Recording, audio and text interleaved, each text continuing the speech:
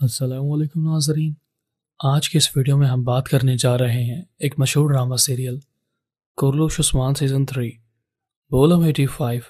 جس کے ایپیسوڈز ہوں گے 169 سے 176 تک۔ تو چلیے ناظرین شروع کرتے ہیں۔ ایپیسوڈ نمبر 169 کا آغاز کچھ اس طرح ہوتا ہے۔ عثمان صاحب تمام سرداروں سے بات چیت کر رہے ہوتے ہیں۔ وہ جرگے کا آغاز اللہ تعالیٰ کے پاک نام سے کرتے ہیں اور تمام سرداروں کو اپنی طرف مخاطب کرتے ہوئے کہتے ہیں، ہمارا قبیلہ حال ہی میں بہت سے مشکلات کا سامنا کر کے یہاں تک پہنچا ہے، اور جہاں تک ڈر اور تکلیفوں کی بات ہے، جو لوگ ان کے سامنے خود کو کمزور محسوس کرتا ہے، یہ چیزیں انہیں اور بھی زیادہ ڈراتی ہے، اور ایک بہادر انسان کبھی بھی ظالم کے آگے گھٹنے نہیں ٹیکتا۔ لہٰذا ہمیں سب سے پہلے وزیر اعظم شاہ کا خاتمہ کرنا ہوگا اور اس کے بعد خیاتو کا، کیونکہ وہ دونوں اپنے ظلم میں اتنے آگے بڑھ چکے ہیں۔ اگر ہم لوگ انہیں رکنے کا کہتے ہیں وہ ہماری بات نہیں مانیں گے، لہٰذا ہمیں خود آگے بڑھ کر انہیں روکنا ہوگا اور اس بات کا احساس دلوانا ہوگا کہ اب ان کے ظلم کی انتہا ہو چکی ہے، اور ان ظالم لوگوں کو صرف ایک ہی چیز روک سکتی ہے، اور وہ ہے انصاف کی تلوار۔ یعنی کہ عثمان صاحب اپنی طرف اشارہ کر رہے ہوتے ہیں کہ وزیر اعظم شاہ اور خیاتو کو صرف عثمان صاحب ہی روک سکتے ہیں۔ اسی دوران ایک سردار عثمان صاحب سے کہتا ہے کہ وزیر اعظم شاہ نے تو سغوت پر قبضہ جما لیا ہے، وہ سغوت کے علاقے پر اس طرح راج کرتا ہے جیسے وہ علاقہ اسی کا ہے، اور تو اور اس کے سپاہی اس علاقے میں چاروں طرف پھیل چکے ہیں، بھلا ہم اس کا مقابلہ کیسے کر سکتے ہیں؟ یعنی کہ ہم وزیر اعظم شاہ کو سغوت سے اٹھا کر باہر کیسے پھینک سکتے ہیں؟ یہ سنتے ایک دوسرا سردار بھی مزید پرجوش ہو جاتا ہے اور کہتا ہے، سغوت کا بازار وزیر اعظم شاہ کی ملکیت نہیں ہے، بلکہ کائی قبیلے کی ملکیت ہے۔ کائی قبیلے والوں نے سغوت کے علاقے کو فتح کیا تھا، نہ کہ وزیر اعظم شاہ نے۔ اگر ہم عثمان صاحب کی بات مان لیتے ہیں، ہم وزیر اعظم شاہ کو ہرانے میں کامیاب ہو بھی جاتے ہیں، تو ہم خیاتو کے 20,000 سپاہیوں سے کیسے مقابلہ کریں گے؟ عثمان صاحب جواباً کہتے ہیں، یہ صرف سغوت کا معاملہ نہیں ہے، بلکہ سرحدی علاقوں کا بھی معاملہ ہے، کیونکہ ہم سرحدی علاقوں کی بھی حفاظت کرتے ہیں، اور ہم کئی سالوں سے انہی علاقوں میں آباد بھی ہیں، اور یہ لوگ ہماری سرزمینوں میں گھس آتے ہیں اور اپنی منمانی کرتے ہیں۔ جس طرح وزیر اعظم شاہ سغوت کے بازار کو اپنی ملکیت سمجھ کر وہاں پر منمانی کرتا ہے، اگر اس سے بروقت نہ روکا گیا تو سغوت کا علاقہ بھی ہمارے ہاتھ سے نکل جائے گا، اور اس کا حال بھی سرحدی علاقوں جیسا ہوگا، یعنی کوئی بھی ہمارے علاقے میں آ کر ہماری اجازت کے بغیر کچھ بھی کر کے وہاں سے فرار ہو جائے گا۔ اگر ہم انہیں پہلے ہی اپنے علاقوں میں گھسنے سے روک دیتے تو آج حالات ایسے نہ ہوتے، لیکن اس بار ہم نہ تو سرحدی علاقوں کی طرف سے کسی بھی قسم کی نظر اندازی کو برداشت نہیں کر سکتے، اور نہ ہی سغوت کے بازار کے متعلق۔ لہٰذا خیاتو کو ہرانے کا صرف اور صرف ایک یہی طریقہ ہے کہ وہ 20,000 سپاہی خیاتو تک نہ پہنچ پائیں۔ گندوز بے سنتے حیرانگی سے عثمان صاحب کی طرف دیکھتے ہیں۔ کیا اب عثمان صاحب اپنے چند سپاہیوں کے ساتھ 20,000 منگول سپاہیوں کا اکیلے ہی مقابلہ کرنے کے لیے جائیں گے؟ اور پھر عثمان صاحب لوہار داؤد سے پوچھتے ہیں، آپ نے کتنی تلواریں تیار کر لی ہیں؟ لوہار داؤد جواباً کہتے ہیں، میں نے اپنے ایک سپاہی کے لیے تقریباً 5 تلواریں تیار کر رکھی ہیں۔ یہ سنتے ہی تمام سردار بہت زیادہ خوش ہو جاتے ہیں، اور چاروں طرف سے ماشاء اللہ کی صدائیں بلند ہونا شروع ہو جاتی ہیں کہ لوہار داؤد نے تو لڑائی کرنے کی پہلے ہی تیاریاں مکمل کر رکھی ہیں۔ اور پھر عثمان صاحب آغچہ درویش سے پوچھتے ہیں، اب آپ ان تمام لوگوں کو بتائیں گے کہ آپ لوگوں نے ہماری حفاظت کے لیے کتنی ڈھالیں تیار کروائی ہیں؟ آغچہ درویش جواباً کہتے ہیں، میں نے تقریباً 15 ڈھالیں تیار کر لی ہیں، اگر آپ مجھے کچھ اور وقت دیتے ہیں تو میں مزید ڈھالیں تیار کرنے میں کامیاب ہو جاؤں گا، اور وہ ڈھالیں تقریباً 40 ہوں گی۔ یہ سنتے عثمان صاحب اور باقی سردار بہت زیادہ خوش ہو جاتے ہیں۔ عثمان صاحب یہ تمام باتیں اپنے سرداروں کے سامنے اس لیے کر رہے ہوتے ہیں تاکہ تمام سرداروں کو بھی یہ معلوم ہو جائے کہ عثمان صاحب نے پہلے ہی لڑائی کرنے کے لیے تمام تیاریاں مکمل کر رکھی ہیں۔ اور پھر عثمان صاحب اس بات کو مزید آگے بڑھاتے ہوئے کمران ابدال کی طرف دیکھتے ہیں اور کہتے ہیں، لڑائی ہوگی، بہت سے لوگ شہید ہو جائیں گے، کچھ زخمی ہوں گے، کچھ غازی، لہٰذا جو لوگ جنگ میں بچ جائیں گے یا پھر زخمی ہو جائیں گے، ان لوگوں کے زخموں پر دوا لگانے کے لیے کیا ہمارے پاس مرہم موجود ہے؟ کمران ابدال بھی پرجوش ہو کر کہتے ہیں، جی بالکل تیار ہیں، اور ان کے ساتھ ساتھ ان لوگوں کے آرام کرنے کے لیے بستر بھی لگوا دیے گئے ہیں، یعنی کہ آپ کے حکم کے مطابق تیاریاں مکمل کر لی گئی ہیں۔ بالآخر عثمان صاحب اور ان کے ساتھی یہ تمام خبریں جاننے کے بعد بہت زیادہ خوش ہو جاتے ہیں کہ ہمارے پاس لڑنے کے لیے سارا سامان موجود ہے اور ہمیں پریشان ہونے کی ضرورت نہیں ہے۔ اور پھر عثمان صاحب اپنے سرداروں سے کہتے ہیں، میں یہ سمجھتا تھا کہ وزیر اعظم شاہ صرف اپنی لالچ کی خاطر ظلم پر ظلم کیے جا رہا ہے، لیکن وہ یہ تمام ظلم اکیلا نہیں کر رہا بلکہ اس کا ایک ساتھی بھی ہے۔ یہ سنتے ہی تمام لوگ حیرانگی سے عثمان صاحب کی طرف دیکھتے ہیں اور پوچھتے ہیں، ہمیں اس شخص کا نام بتاؤ جو کہ وزیر اعظم شاہ کا ساتھ دے رہا ہے۔ دوسری طرف گونگور وزیر اعظم شاہ کو بتا رہا ہوتا ہے کہ باغیوں کا سردار عثمان تمام ترک قبیلے کے سرداروں کو جمع کر کے ان سے بات چیت کرنے کی کوشش کرے گا اور انہیں بھی اپنی طرح باغی بنائے گا۔ اور صرف اتنا ہی نہیں، بہت جلد عمر بے اور ان کا بھائی ایواز عثمان صاحب کی مدد کرنے کے لیے کائی قبیلے پہنچ جائیں گے۔ اور جہاں تک میرا خیال ہے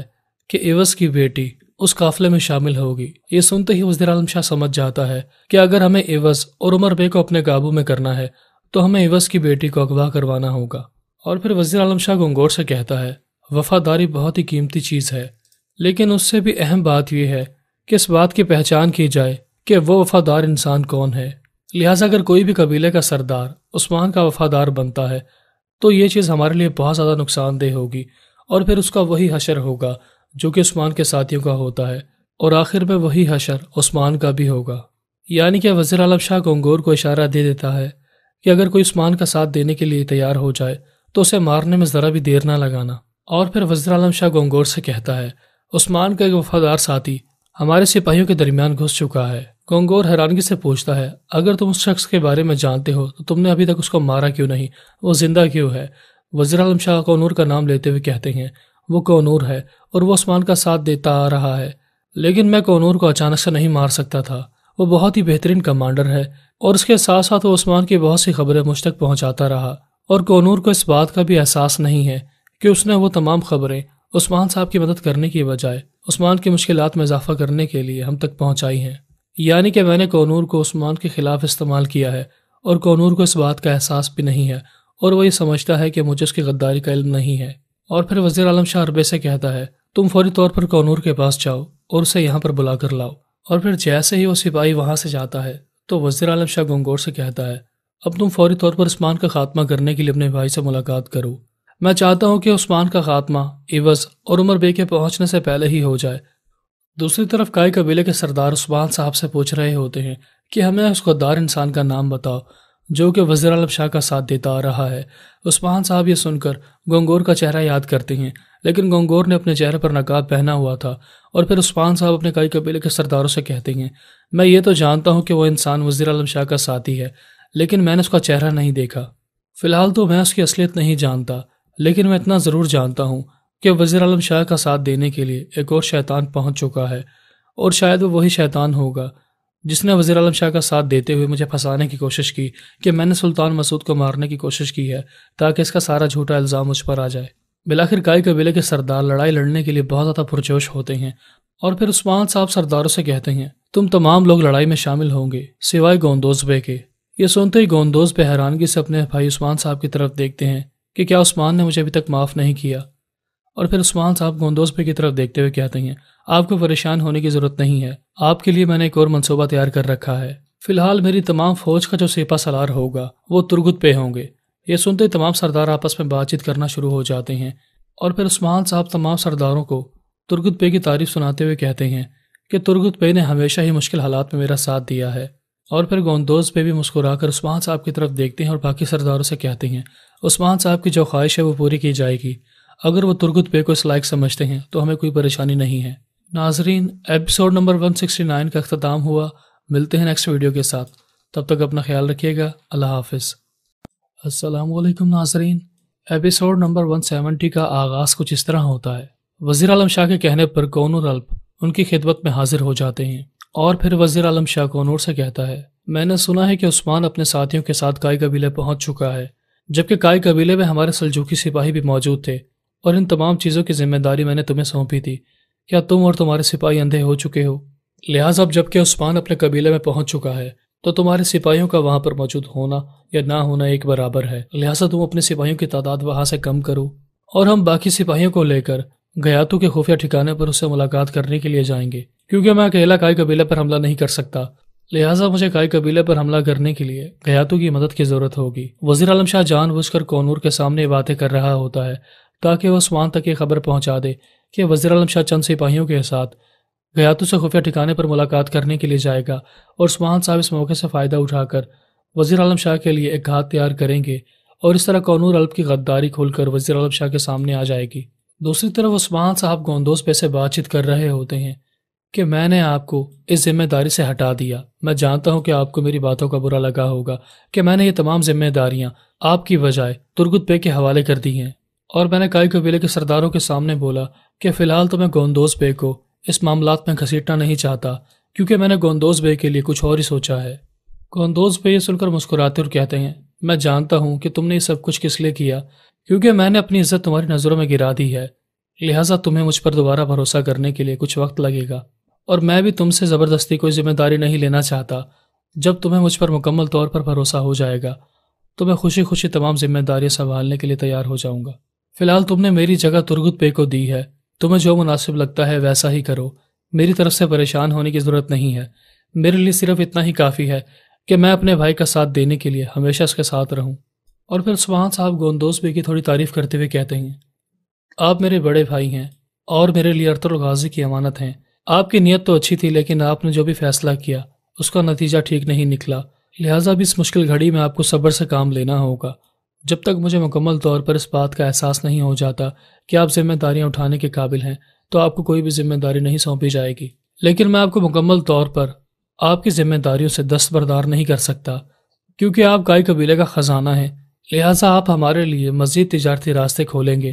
تاکہ ہم تجارت کر سکیں اور کائی قبیلے کے لیے منافع کما سکیں۔ یہ سنتے ہی گوندوز میں بھی خوش ہو جاتے ہیں اور پھر وہ دونوں بھائی دوسرے کو گلے لگاتے ہیں اور امید کرتے ہیں کہ انشاءاللہ تعالیٰ یہ معاملات اچھے ہی رہیں گے۔ اور دوسری طرف آربے کونور کا پیچھا کر رہا ہوتا ہے، اور پھر جیسے ہی کونور الپ اپنے کمرے میں جاتے ہیں تو وہ اقچا درویش سے ملاقات کرتے ہیں جو کہ شیخ ادا والی کے ساتھی ہوتے ہیں، اور پھر کونور الپ ان کو وہ خفیہ خط تھماتے ہوئے کہتے ہیں کہ فوری طور پر یہ خط عثمان صاحب تک پہنچا دو۔ تو دوسری طرف وزیر عالم شاہ کا ساتھی جلالی وزیر عالم شاہ کا ایک خط لے کر سلطان کی خدمت میں حاضر ہو جاتا ہے، اور پھر جیسے ہی سلطان مسعود وہ خط پڑھتے ہیں تو وہ خط پڑھتے ہی پریشان ہو جاتے ہیں، کیونکہ اس خط میں لکھا ہوتا ہے کہ عثمان غازی آرغن خان کا تخت پلٹنے کے لیے گیاتو کا ساتھ دے رہا ہے،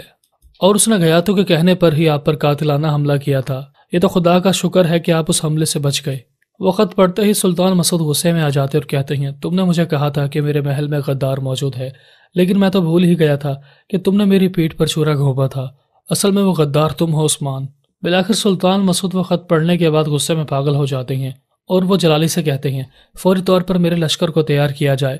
اب میں کائی قبیلے میں عثمان کو پکڑنے کے لیے خود جاؤں گا۔ دوسری طرف جیسے ہی کونور الپ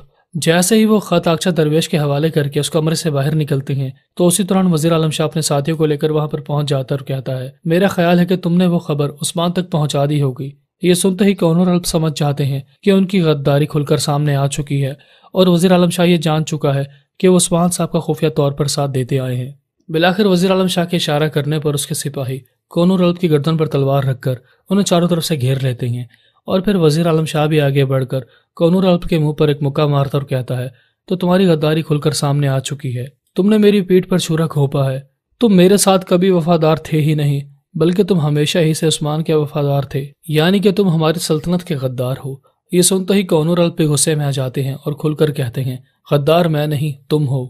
تم صرف سلجوقوں کی بھلائی کا نام لیتے ہو، لیکن اپنی لالچ کی خاطر مجبور ہو کر اپنی بھلائی کے لیے کام کرتے ہو۔ جیسے جیسے کونور الپ وزیر عالم شاہ کی سچائی اس کے سامنے بیان کرنا شروع ہو جاتے ہیں تو وزیر عالم شاہ کا غصہ بڑھتا چلا جاتا ہے، اور پھر وزیر عالم شاہ یہ تمام باتیں سننے کے بعد کونور الپ کے منہ پر زور زور سے مکے مارنا شروع ہو جاتا ہے اور کہتا ہے، تمہاری بے وقوفی کی وجہ سے میں نے عثمان کو اپنے جال میں پھنسا لیا ہے۔ تم نے جو خط عثمان تک پہنچا ہے، اصل میں عثمان میرے لیے نہیں بلکہ میں عثمان کے لیے ایک جال بچھاؤں گا۔ سب سے پہلے میں عثمان کا سر قلم کروں گا اور پھر اس کے بعد تمہاری باری ہے۔ کونور الپ سن کر کہتے ہیں، تم عثمان کا کچھ نہیں بگاڑ سکتے کیونکہ تم دو چہرے والے شیطان ہو۔ اور پھر وزیر عالم شاہ کونور کی طرف دیکھتے ہوئے کہتا ہے، یہ تو وقت آنے پر معلوم ہو جائے گا کہ کون شیطان ہے کون نہیں، تم نے میرے ساتھ غداری کی ہے۔ جاؤ میرے سپاہیوں، اسے پینے کے لیے نہ تو پانی ملے گا اور نہ کھانا کھانے کے لیے کچھ خوراک ملے گی۔ جیسے ہی وزیر عالم شاہ کے سپاہی کونور الپ کو گھسیٹ کر لے کر جا رہے ہوتے ہیں تو کونور الپ بھی چلا چلا کر کہتے ہیں، میں غدار نہیں ہوں، میں نے اپنی سلطنت کو دھوکہ نہیں دیا، اگر کسی نے ہماری سلطنت کو دھوکہ دیا ہے تو وہ تم ہو، میں نے تو اپنی سلطنت کی خدمت کی ہے۔ دوسری طرف عثمان صاحب جیسے ہی علاؤالدین کو اپنی گود میں اٹھا کر ان سے بات چیت کر رہے ہوتے ہیں، اسی دوران بوران دوسرے خیمے میں پہنچ جاتا ہے اور وہ عثمان صاحب کو آواز دے کر بلاتا ہے تو عثمان صاحب پریشان ہو کر بوران کے پاس جاتے ہیں تو اس کے ہاتھ میں وہ خط ہوتا ہے جسے کونور الپ نے حال ہی میں عثمان صاحب کی طرف بھیجا ہوتا ہے کہ وزیر عالم شاہ اپنے ساتھیوں کو لے کر گیاتو کے خفیہ ٹھکانے پر ان سے ملاقات کرنے کے لیے جائے گا اور وہ تمام لوگ مل کر کائی قبیلے پر حملہ کرنے کی کوشش کریں گے۔ یعنی کہ اس خط میں آدھی بات سچ ہوتی ہے کہ وزیر عالم شاہ گیاتو سے ملاقات کرنے کے لیے اس کے خفیہ ٹھکانے پر جائے گا، لیکن اصل میں عثمان صاحب کو پھنسانے کے لیے ایک جال ہوتا ہے۔ اور پھر عثمان صاحب وہ خط پڑھنے کے بعد بحران سے کہتے ہیں جاؤ اور فوری طور پر میرے ساتھیوں کو لے کر یہاں پر آؤ، اب گیاتو اور وزیر عالم شاہ کو ایک ساتھ پکڑنے کا وقت آ چکا ہے۔ دوسری طرف آیا نکولا وزیر عالم شاہ کی طرف سے خبر آنے کا انتظار کر رہا ہوتا ہے کہ میں نے وزیر عالم شاہ کے ساتھ پھر سے دوستی کرنے کا اعلان کیا ہے اور اپنی تمام بری چیزوں پر اس سے معذرت کی ہے، تو کیا وہ میرا ساتھ دے گا یا نہیں۔ اسی دوران آیا نکولا کا ایک ساتھی آیا نکولا کے سفیر کا کٹا ہوا گلا لے کر وہاں پر پہنچ جاتا ہے، اور پھر جیسے ہی آیا نکولا اس تھیلی میں جھانک کر دیکھتا ہے تو اس میں وہ کٹا ہوا سر ہوتا ہے۔ وہ دیکھتے ہی آیا نکولا غصے میں پاگل ہو جاتا اور چلا چلا کر کہتا ہے جہاں تک میں ترکوں کی روایت کے بارے میں جانتا ہوں وہ سفیر کو نقصان نہیں پہنچاتے، تو پھر یہ سب کچھ کیا تماشا ہے۔ سپاہی یہ سن کر کہتا ہے یہ سب کچھ وزیر عالم شاہ نے کروایا ہے۔ آیا نکولا چلا چلا کر کہتا ہے تو اس کا مطلب یہ ہے کہ وزیر عالم شاہ گیاتو کے ساتھ رہ کر اور بھی وحشی ہو چکا ہے۔ اگر وزیر عالم شاہ یہ سمجھتا ہے کہ وہ اکیلا ہی عثمان کو ہرا سکتا ہے تو پھر میں بھی عثمان کو اکیلے ہی ہرا سکتا ہوں، لہٰذا اگر میں عثمان کو بیوقوف بنانے میں کامیاب ہو جاؤں تو ہو سکتا ہے کہ میں پھر سے وزیر عالم شاہ کا اعتماد حاصل کرنے میں کامیاب ہو جاؤں اور ہمارے درمیان پھر سے دوستی ہو جائے۔ لہٰذا اگر مجھے عثمان کو بیوقوف بنانا ہے تو مجھے سب سے پہلے غدار کوسی سے ملاقات کرنی ہوگی، لہٰذا تم جاؤ اور فوری طور پر میرا گھوڑا تیار کرو، میں کوسی سے ملاقات کرنے کے لیے جاؤں گا۔ ناظرین، ایک طرف عثمان صاحب اپنے ساتھیوں کو لے کر اس خفیہ ٹھکانے کی طرف جا رہے ہوتے ہیں جہاں پر گیاتو اور وزیر عالم شاہ نے خفیہ طور پر ملاقات کرنی ہوتی ہے، تو دوسری طرف گوندوز پہ تجارتی قافلے کی دیکھ بھال کر رہے ہوتے ہیں، اور پھر جیسے ہی کچھ سامان کائی قبیلے سے دوسرے شہروں میں فروخت ہونے کے لیے جا رہا ہوتا ہے تو گوندوز پہ سپاہی سے پوچھتے ہیں ہم حالت جنگ میں ہیں اور ہم لوگ اس حالت میں اپنا تمام سامان بیچ نہیں سکتے کیونکہ ہمیں اپنے کھانے پینے کے لیے کچھ سامان بچا کر رکھنا ہوگا۔ سپاہی سن کر کہتا ہے آپ ہی نے تو کہا تھا کہ اپنا سارا سامان لے کر دوسرے شہروں میں بیچنے کے لیے یہاں سے روانہ ہو جاؤ۔ گوندوز بھی یہ سن کر کہتے ہیں وہ تو بہت پرانی بات ہے، تب تو بات سونے کی تھی، لیکن ابھی بات کائی قبیلے کی سلامتی کی ہے، نہ کہ منافع حاصل کرنے کی۔ یعنی کہ گوندوز پہ اپنی غلطیوں کو سدھارنا شروع ہو جاتے ہیں۔ اسی دوران نگاڑے بجنا شروع ہو جاتے ہیں اور گوندوز پہ کی نظر خاتون پر پڑتی ہیں، اور پھر جیسے ہی وہ خاتون کائی قبیلے میں داخل ہوتی ہیں تو کائی قبیلے کا پہرے دار ان سے پوچھتا ہے کہ آپ کا نام کیا ہے اور آپ کہاں سے آ رہی ہیں۔ وہ خاتون اپنا تعارف کرواتے ہوئے کہتی ہیں میں ایواز کی بیٹی سلوی خاتون ہوں۔ سپاہی سن کر کہتا ہے ہم آپ کو اپنے قبیلے میں خوش آمدید کہتے ہیں، لیکن مجھے آپ کے سامان کی تلاشی لینی ہوگی۔ گوندوز بے بھی وہاں پر موجود ہوتے ہیں اور پھر وہ قریب آ کر اپنے ساتھی سپاہی سے کہتے ہیں یہ ہماری مہمان ہیں، ان کے سامان کی تلاشی لینے کی ضرورت نہیں ہے۔ اور پھر گوندوز بے بھی سلوی خاتون کو خوش آمدید کہتے ہیں اور انہیں قبیلے کے اندر جانے کی اجازت دے دیتے ہیں۔ ناظرین، ایپیسوڈ نمبر 170 کا اختتام ہوا۔ ملتے ہیں اپنے نیکسٹ ایپیسوڈ کے ساتھ، تب تک اپنا خیال رکھیے گا۔ اللہ حافظ۔ السلام علیکم ناظرین، ایپیسوڈ نمبر 171 کا آغاز کچھ اس طرح ہوتا ہے۔ جیسے ہی عثمان صاحب کو وہ خط ملتا ہے تو عثمان صاحب وزیر عالم شاہ کو گیاتو سے ملاقات کرنے سے روکنے کے لیے اس مقام پر پہنچنے میں کامیاب ہو جاتے ہیں، اور پھر وہ جیسے ہی وزیر عالم شاہ کا راستہ روکتے ہیں تو وزیر عالم شاہ عثمان صاحب کو دیکھ کر حیران ہونے کا ناٹک کرنا شروع ہو جاتا ہے، لیکن اصل میں یہ عثمان صاحب کے لیے پہلے ہی سے بچھایا گیا ایک جال ہوتا ہے۔ یعنی کہ ایک طرف عثمان صاحب یہ سوچ رہے ہوتے ہیں کہ میں نے وزیر عالم شاہ کو اپنے جال میں پھنسا لیا، تو دوسری طرف وزیر عالم شاہ بھی یہی سوچ رہا ہوتا ہے کہ میں نے عثمان کو بے وقوف بنا کر اپنے جال میں پھنسا لیا۔ اور پھر عثمان صاحب وزیر عالم شاہ کی طرف دیکھتے ہوئے کہتے ہیں آخر کار تمہارے انجام کا وقت قریب آ چکا ہے، تم جیسے گھٹیا اور ظالم انسان کی موت میرے ہی ہاتھوں لکھی تھی۔ وزیر عالم شاہ یہ سن کر کہتا ہے اتنی جلدی خوش ہونے کی ضرورت نہیں ہے، اور جہاں تک میرے خاتمے کی بات ہے تو تم اس بات کو طے نہیں کر سکتے کہ میرا خاتمہ کس کے ہاتھوں ہوگا۔ بالآخر وزیر عالم شاہ جو کہ پہلے ہی سے بہت زیادہ مطمئن ہوتا ہے وہ اپنے ایک سپاہی کو اشارہ کرتا ہے کہ ہوا میں تیر چلا دو۔ جیسے ہی وہ سپاہی وزیر عالم شاہ کے اشارہ کرنے پر اپنے باقی سپاہی کو تیر چلا کر اشارہ کرتا ہے تو تمام سپاہی دونوں طرف سے آ کر عثمان صاحب کو گھیر لیتے ہیں۔ عثمان صاحب یہ منظر دیکھنے کے بعد بہت زیادہ پریشان ہو جاتے ہیں کہ کونور الپ نے تو خط میں لکھا تھا کہ وزیر عالم شاہ اپنے چند سپاہیوں کے ساتھ گیاتو سے ملاقات کرنے کے لیے اس کے خفیہ ٹھکانے کی طرف جائے گا، لیکن عثمان صاحب جب یہ دیکھتے ہیں کہ چاروں طرف سے وزیر عالم شاہ کے سپاہی جو کہ بہت زیادہ تعداد میں ہوتے ہیں، تو عثمان صاحب یہ منظر دیکھنے کے بعد پریشان ہو جاتے ہیں اور سمجھ جاتے ہیں کہ شاید کونور الپ کو وزیر عالم شاہ نے اپنے جال میں پھنسا لیا۔ ابھی عثمان صاحب اسی سوچ و بچار میں مبتلا ہوتے ہیں، اسی دوران وزیر عالم شاہ اپنے ساتھیوں کو عثمان صاحب اور ان کے سپاہیوں پر حملہ کرنے کا حکم دے دیتا ہے، اور پھر دیکھتے ہی دیکھتے وزیر عالم شاہ کے ساتھی عثمان صاحب کے سپاہیوں پر تیر کی بارش شروع کر دیتے ہیں۔ عثمان صاحب بھی چلا چلا کر اپنے ساتھیوں سے کہتے ہیں کہ اپنی ڈھالیں آگے کرو، وزیر عالم شاہ نے ہمیں اپنے جال میں پھنسانے کی کوشش کی ہے۔ جیسے جیسے سلجوقی سپاہی عثمان صاحب کے ساتھیوں پر تیروں کی بارش کرتے چلے جاتے ہیں تو عثمان صاحب اپنے ساتھیوں سے کہتے ہیں کہ آپ کو ہمت نہیں ہارنی، انشاءاللہ تعالی ہمیں فرار ہونے کے لیے کوئی نہ کوئی راستہ جلد ہی مل جائے گا۔ عثمان صاحب اپنے ساتھیوں سے بات چیت کر رہے ہوتے ہیں، اسی دوران ان کی نظر ترکت پے پر پڑتی ہے تو ترکت پے انہیں ایک محفوظ راستے کی طرف اشارہ کرتے ہیں اور کہتے ہیں آپ کو اس راستے کی طرف آگے بڑھنا ہوگا۔ عثمان صاحب اور ان کے ساتھی ترکت پے کو دیکھ کر بہت زیادہ خوش ہو جاتے ہیں اور وہ اپنی جان بچا کر اپنی ڈھالیں آگے کرتے ہوئے اس محفوظ راستے کی طرف آگے بڑھنا شروع ہو جاتے ہیں۔ اور پھر جیسے ہی عثمان صاحب اور ان کے ساتھی اس محفوظ راستے کی طرف بھاگنا شروع ہو جاتے ہیں تو وزیر عالم شاہ بھی منظر دیکھنے کے بعد بہت زیادہ پریشان ہو جاتا ہے اور وہ غصے میں چلا چلا کر کہتا ہے آج میں عثمان اور اس کے ساتھیوں کو زندہ نہیں چھوڑوں گا۔ اور پھر وزیر عالم شاہ اپنے ساتھیوں کو عثمان صاحب کے سپاہیوں کا پیچھا کرنے کا حکم دیتا ہے۔ یعنی ایک طرف عثمان صاحب اور ان کے ساتھی اپنی جان بچا کر بھاگ رہے ہوتے ہیں تو دوسری طرف سلجوقی سپاہی ان کا پیچھا کرنا شروع ہو جاتے ہیں۔ اور پھر جیسے ہی ترکت پہ عثمان صاحب کے ساتھ بھاگتے ہوئے جنگل کے درمیان میں جا کر رک جاتے ہیں تو اپنے ساتھیوں کو رکنے کا اشارہ کرتے اور کہتے ہیں میں نے اس کچی زمین میں دشمنوں کے لیے ایک جال بچھایا ہے، لہٰذا میں تمہیں جہاں سے گزرنے کا حکم دیتا ہوں تو وہاں سے گزرو گے، اگر تم اس جال کے درمیان میں سے گزرنے کی کوشش کرو گے تو تم اس زمین میں دھس جاؤ گے۔ بلاخر ترکت بے کی باتیں سننے کے بعد عثمان صاحب اور ان کے ساتھی اس جال کے دوسری طرف کھڑے ہو جاتے ہیں اور سلجوقی سپاہیوں کے آنے کا انتظار کر رہے ہوتے ہیں۔ اور پھر ترکت پہ عثمان صاحب کو اس جال کے بارے میں بتانا شروع ہو جاتے ہیں کہ میں نے اس کچی زمین میں گڑھا کھودا ہے اور اس کے اوپر گھاس کو ڈال دیا ہے تاکہ سلجوقی سپاہیوں کو اس بات کا احساس نہ ہو، اور پھر وہ جیسے ہی حملہ کرنے کے لیے ہمارے قریب پہنچیں گے تو وہ اس گڑھے میں دھس جائیں گے۔ بلاخر دیکھتے ہی دیکھتے وزیر عالم شاہ کے سپاہی عثمان صاحب پر قاتلانہ حملہ کرنے کے لیے جیسے ہی آگے بڑھتے ہیں تو وہ ترکت بے کے بچھائے گئے جال میں پھنس جاتے ہیں اور باری باری اس گڑھے میں گرنا شروع ہو جاتے ہیں۔ جیسے ہی وزیر عالم شاہ اس جگہ پر پہنچتا ہے تو وہ دیکھتا ہے کہ اس کے آدھا سے زیادہ سپاہی عثمان صاحب کو پکڑنے کے چکر میں اس گڑھے میں گر چکے ہیں۔ وزیر عالم شاہ چلا چلا کر ترکت بے کا نام لیتا ہے اور کہتا ہے لعنت ہو تم پر،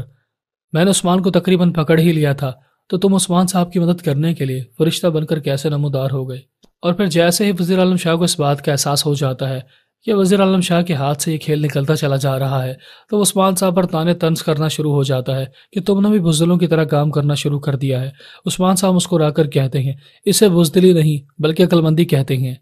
اب تم جیسے ظالم کا سر قلم کرنے کا وقت آ چکا ہے، اگر تم مجھے پکڑنا چاہتے ہو تو میرے پاس آؤ۔ یہ سنتے ہی وزیر عالم شاہ بھی غصے میں پاگل ہو جاتا ہے اور وہ اپنے سپاہیوں کو عثمان صاحب پر حملہ کرنے کا حکم سنا دیتا ہے۔ اور پھر جیسے ہی وزیر عالم شاہ کے حکم پر ان کے سپاہی عثمان صاحب کے ساتھیوں پر حملہ کرتے ہیں تو دونوں گروہوں میں زبردست لڑائی شروع ہو جاتی ہے۔ عثمان صاحب کے ساتھی جو کہ پہلے ہی سے سلجوقی سپاہیوں کو روکنے کی کوشش کر رہے ہوتے ہیں، لیکن اب ان کے پاس سلجوقی سپاہی سے لڑ کر انہیں مارنے کے علاوہ کوئی چارہ نہیں ہوتا، کیونکہ اگر عثمان صاحب اور ان کے ساتھیوں نے سلجوقی سپاہیوں پر ذرا سے بھی نرمی دکھائی تو وہ عثمان صاحب اور ان کے ساتھیوں کو زخمی کر دیں گے یا پھر انہیں مارنے میں کامیاب ہو جائیں گے۔ لہٰذا نہ چاہتے ہوئے بھی عثمان صاحب اور ان کے ساتھیوں کو سلجوقی سپاہیوں کا مقابلہ کرنا پڑتا ہے۔ اور پھر جیسے ہی سلجوقی سپاہی عثمان صاحب کے سپاہیوں پر حملہ کرتے ہیں تو عثمان صاحب کو پھر سے اپنے مسلمان بھائیوں کا احساس ہو جاتا ہے اور وہ اپنے ساتھیوں سے کہتے ہیں ایک بھی سلجوقی سپاہی کو زخمی نہ کرنا، بس انہیں لاتوں اور مکوں کی مدد سے بے ہوش کر دو۔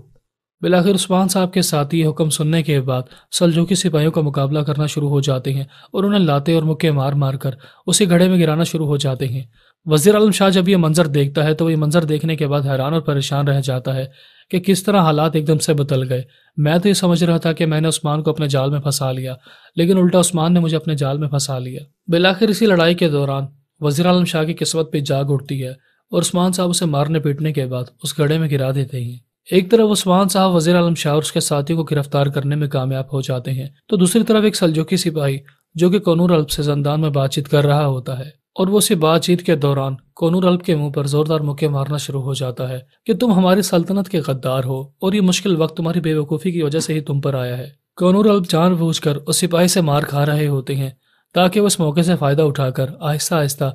اپنے ہاتھوں پر باندھی گئی رسی کو کاٹنے میں کامیاب ہو جائیں۔ بلاخر قونور الب آہستہ آہستہ اپنے ہاتھ میں بندھی ہوئی رسیوں کو کھولنا شروع ہو جاتے ہیں اور سپاہی سے مار کھاتے ہوئے کہتے ہیں اگر میرے ہاتھ بندھے ہوئے نہ ہوتے تو پھر تم کبھی بھی مجھے ہرانے میں کامیاب نہ ہو پاتے۔ تم تو ایک بزدل سپاہی ہو اور تم وزیر عالم شاہ جیسے شیطان کے ساتھ مل کر کام کرتے ہو۔ مجھے تم جیسے گھٹیا سپاہیوں کو دیکھ کر افسوس ہوتا ہے جو کہ ظالم لوگوں کا ساتھ دیتے ہیں۔ یعنی کہ قونور الب جان بوجھ کر اس سپاہی کو باتوں میں لگانے کی کوشش کرتے ہیں تاکہ اس سپاہی کا دھیان کونور الپ کے چہرے کی طرف رہے، نہ کہ ان کے ہاتھوں کی طرف، اور کونور الپ اس موقع سے فائدہ اٹھا کر اپنے ہاتھوں کو رسیوں سے آزاد کروانے میں کامیاب ہو جائیں۔ سپاہی کونور الپ سے بحث کرنے کے بعد سمجھ جاتا ہے کہ شاید کونور الپ اس موقع سے فائدہ اٹھا کر اسے اپنی باتوں میں لگا کر اپنی رسیاں کھولنے کی کوشش کر رہے ہیں، لیکن اس وقت تک بہت دیر ہو جاتی ہے۔ جیسے ہی وہ سپاہی اپنی تلوار نکال کر کونور الپ پر حملہ کرنے کے لیے آگے بڑھتا ہے تو کونور الپ اس کے ہاتھ سے تلوار چھین کر اس کی گردن کو قابو کرتے ہوئے کہتے ہیں، تمہیں پریشان ہونے کی ضرورت نہیں ہے، تم میرے مسلمان بھائی ہو، میں تمہیں نہیں ماروں گا، لیکن میں تمہیں وقتی طور پر بے ہوش کروں گا۔ لیکن میں تمہیں بے ہوش کرنے سے پہلے بتانا چاہتا ہوں کہ تم ایک گھٹیا قسم کے انسان کا ساتھ دے رہے ہو اور اپنی سلطنت کے ساتھ غداری کر رہے ہو۔ یہ کہتے ہی کونور الپ اس سپاہی کے منہ پر مکے مار مار کر اسے بے ہوش کر دیتے ہیں۔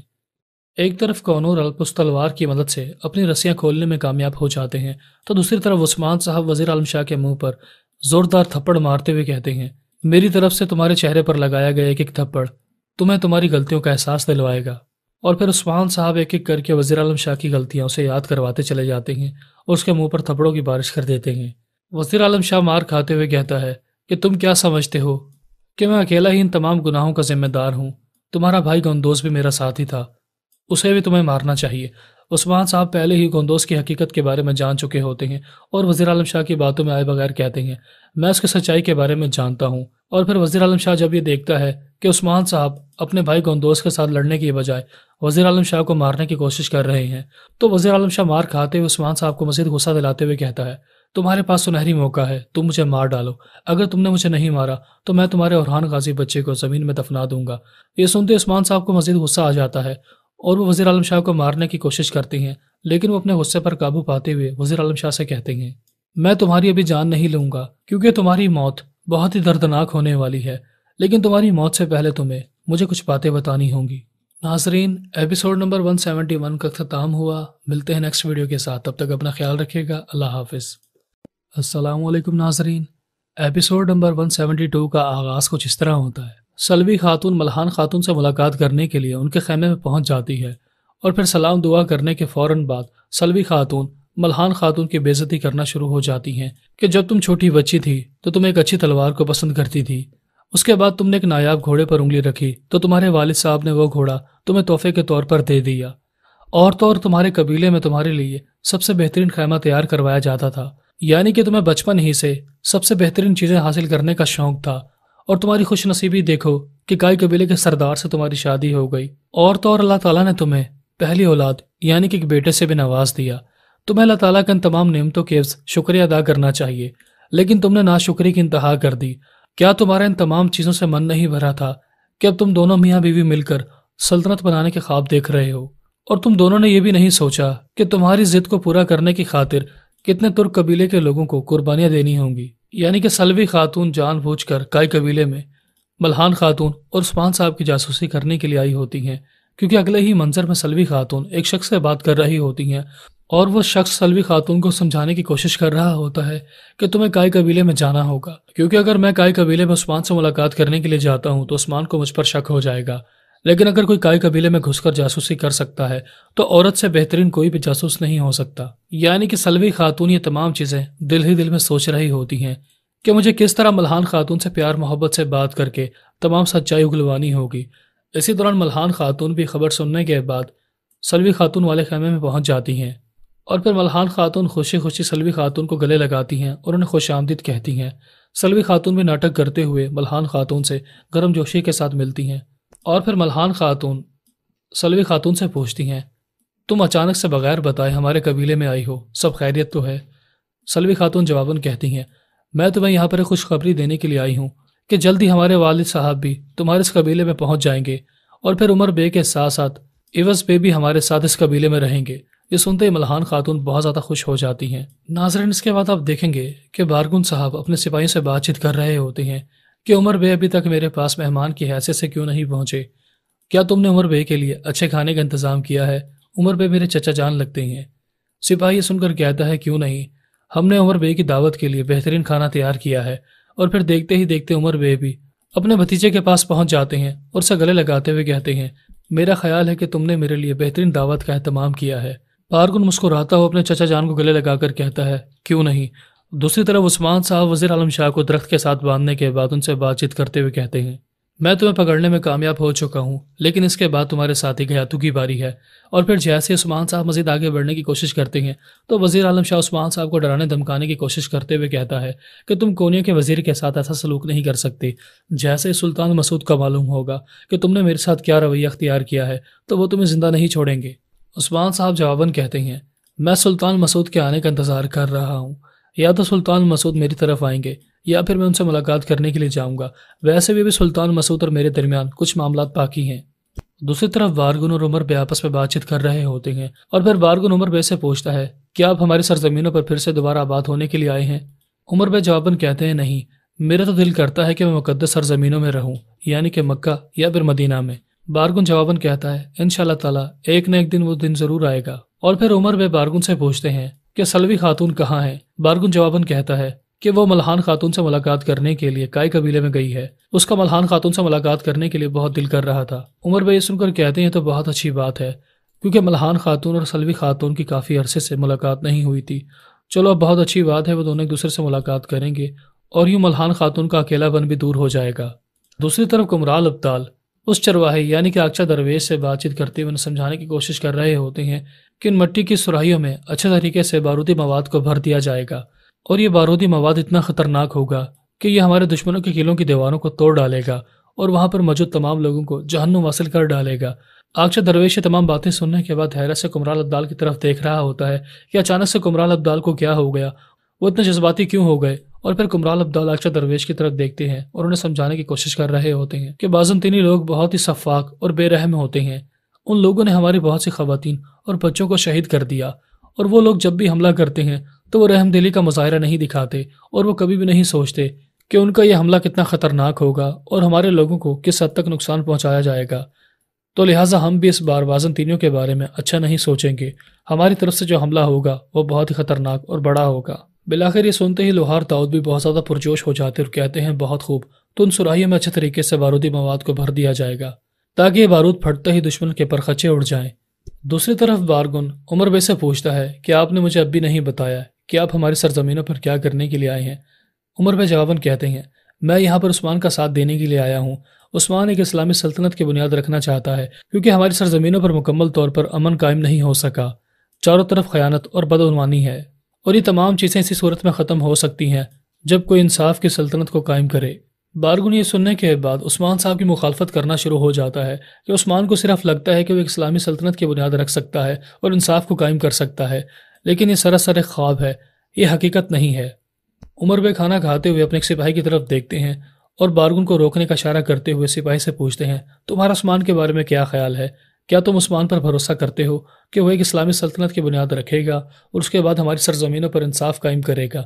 सिपाही पुरजोश होकर कहता है, क्यों नहीं, जहाँ तक मैंने उस्मान साहब के आदात और हालात के बारे में जाना है वो एक सच्चे इंसान है। ये सुनते ही उमर बे बहुत ज़्यादा खुश हो जाते हैं और बारगुन वक्ती तौर पर खामोश हो जाता है। और फिर जैसे जैसे उमर बे उस्मान साहब की तारीफ़ों के पुल बांधना शुरू हो जाते हैं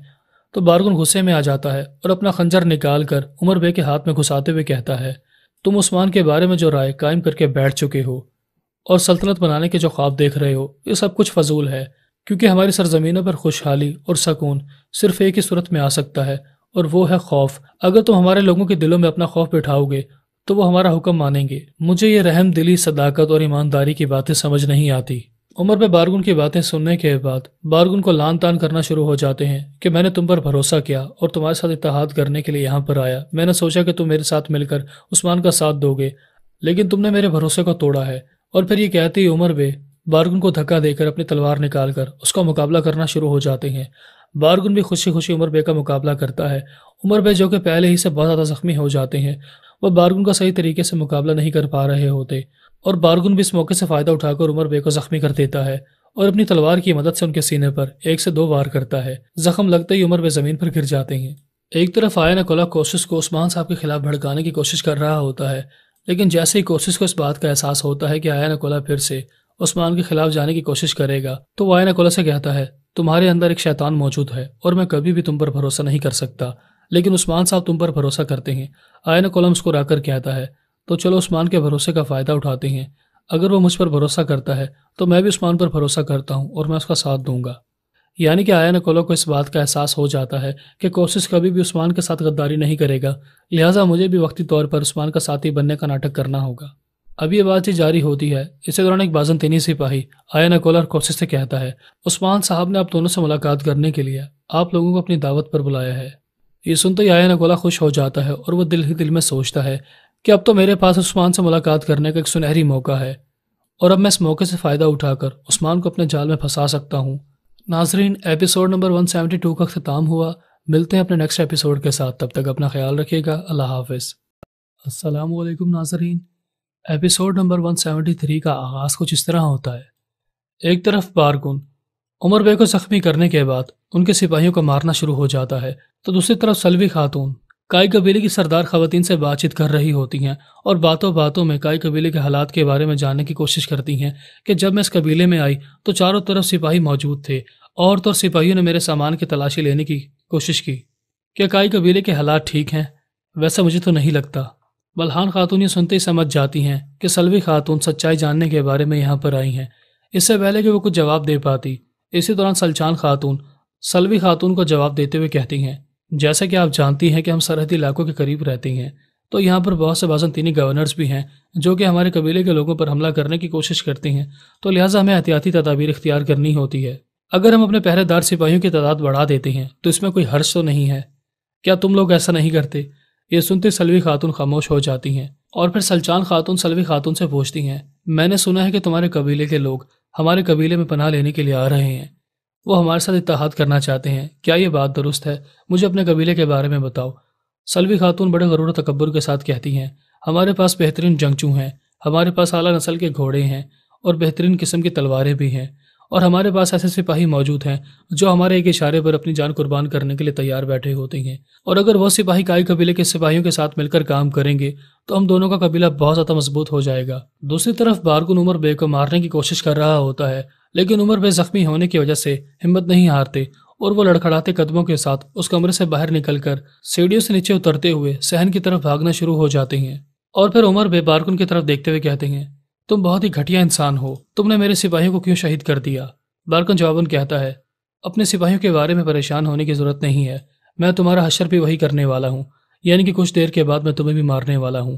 اور پھر وہ عمر بے کو گریبان سے پکڑتے ہوئے کہتا ہے میں تم سے بہت نفرت کرتا ہوں، تم نے ہمیشہ ہی سے میرے فیصلوں کی مخالفت کی ہے اور اب تو تم عثمان کا ساتھ دینے کے لیے تیار ہو چکے ہو۔ میں عثمان سے بہت نفرت کرتا ہوں، اگر سلجوقی سرزمین پر کسی کو حکومت کرنے کا حق ہے تو وہ صرف اور صرف میرا ہے، لہٰذا میں بہت ہی جلد تمہیں مارنے کے بعد تمہاری بیٹی ملحان خاتون سے ملاقات کروں گا، میں اسے تڑپتے ہوئے دیکھنا چاہتا ہوں، اور اس کے بعد پھر اورحان غازی کی باری ہے، میں اس بچے کو قتل کرنے کے بعد اسے زمین کے نیچے دفنا دوں گا،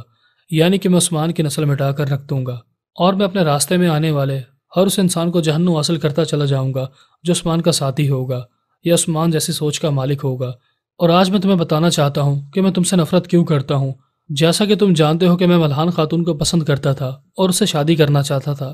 لیکن تم نے ملحان خاتون کی مجھ سے شادی کرنے کے بجائے ایک شادی شدہ انسان سے شادی کروا دی، اور تم خود سوچو کہ تم نے میرے ساتھ کیسا سلوک کیا ہے، یعنی کہ آج میں اورحان غازی کا والد ہوتا نہ کہ عثمان۔ اور پھر بارکن پاگلوں کی طرح ہنسنا شروع ہو جاتا ہے اور کہتا ہے جیسا کہ میں نے تمہیں سمجھانے کی کوشش کی تھی کہ ایک سلطنت کی بنیاد امن، خوشحالی اور انصاف سے نہیں بلکہ خوف سے رکھی جا سکتی ہے، جب تک لوگوں کے دلوں میں تمہارے لیے ڈر نہیں ہوگا وہ تمہارا حکم نہیں مانیں گے۔ غرض کہ وہ پاگلوں کی طرح باتیں کرتا چلا جاتا ہے اور آہستہ آہستہ اپنے بازو کی مدد سے عمر بے کا گلا دبا کر انہیں شہید کر دیتا ہے، یعنی کہ بارکن اتنا گھٹیا انسان ہوتا ہے، وہ عمر بے کو شہید کرنے کے بعد پاگلوں کی طرح زور زور سے ہنسنا شروع ہو جاتا ہے اور ان کی لاش کا مذاق اڑاتے ہوئے کہتا ہے جو لوگ میرے سامنے امن اور خوشحالی کی باتیں کرتے ہیں، ایسی باتیں سن کر مجھے ہنسی آنا شروع ہو جاتی ہے کیونکہ میری نظر میں یہ تمام باتیں بیکار ہیں۔ دوسری طرف عثمان صاحب اپنے تمام سپاہیوں کو سلجوقی سپاہیوں کے کپڑے پہنا کر خود کو قید کروانے کے بہانے گیاتو کے سامنے پیش کر دیتے ہیں، یعنی کہ عثمان صاحب یہ ظاہر کرنے کی کوشش کرتے ہیں کہ وزیر عالم شاہ کے سپاہیوں نے مجھے اپنا قیدی بنا لیا ہے اور وہ مجھے گرفتار کرنے کے بعد گیاتو کے ٹھکانے پر لے آئے ہیں۔ منگول کمانڈر کی صورتحال دیکھنے کے بعد بہت زیادہ خوش ہو جاتا ہے کیونکہ وہ یہ نہیں جانتا کہ کونور الپ اور عثمان صاحب ایک دوسرے کے ساتھی ہیں، اور اس دوران دونوں کو عثمان صاحب پر شک نہیں ہوتا کیونکہ وہ یہی سمجھ رہے ہوتے ہیں کہ کونور الپ وزیر عالم شاہ کا سب سے وفادار ساتھی ہے، اور کونور الپ وزیر عالم شاہ کے کہنے پر عثمان کو گرفتار کر کے میرے پاس لائے ہیں۔ ایک طرف گیاتو عثمان صاحب سے بات چیت کر رہا ہوتا ہے اور وہ بہت زیادہ خوش ہوتا ہے کہ آخرکار میں نے عثمان کو گرفتار کروا ہی لیا، تو عثمان صاحب کے سپاہی اس موقع سے فائدہ اٹھا کر پیچھے سے منگول سپاہیوں کو جہنم حاصل کر رہے ہوتے ہیں، اور ان کو جہنم حاصل کرنے کے بعد گیاتو کے ٹھکانے پر جگہ جگہ بارودی مواد کو نصب کرنا شروع ہو جاتے ہیں۔ اور پھر گیاتو عثمان صاحب سے کہتا ہے کہ میں بہت ہی جلد تمہارے ٹکڑے کرنے کے بعد تمام باغی سرداروں تک پہنچا دوں گا، تاکہ تمام لوگوں کے دلوں میں پھر سے میرا خوف بیٹھ جائے اور انہیں اس بات کا احساس ہو جائے کہ جو گیاتو کے ساتھ بدتمیزی یا بغاوت کرتا ہے اس کا کیا انجام ہوتا ہے۔ عثمان صاحب یہ سن کر ہمیشہ کی طرح گیاتو کی بات کا جواب دیتے ہوئے کہتے ہیں، میں تم سے نہیں ڈرتا، میں صرف اللہ تعالیٰ سے ڈرتا ہوں، اور جیسے ہی میں تمہیں جہنم حاصل کروں گا اس کے بعد قیامت کے دن تمہارے لیے ایک دردناک عذاب تیار کیا جائے گا، یعنی کہ تم اس دنیا میں رسوا اور خوار ہو جاؤ گے، اور مرنے کے بعد بھی تمہارا ٹھکانہ جہنم میں ہوگا، اور اگر تم مجھے شہید کر بھی دیتے ہو تو میری طرح 1000 مجاہد پیدا ہو جائیں گے۔ گیاتو حیرانگی سے عثمان صاحب کی طرف دیکھتے ہوئے کہتا ہے، مجھے یہ سمجھ نہیں آتی کہ جب بھی میں تمہیں گرفتار کرتا ہوں یا تم مشکل وقت میں ہوتے ہو تو تم اپنی جان کی بھیک مانگنے کی بجائے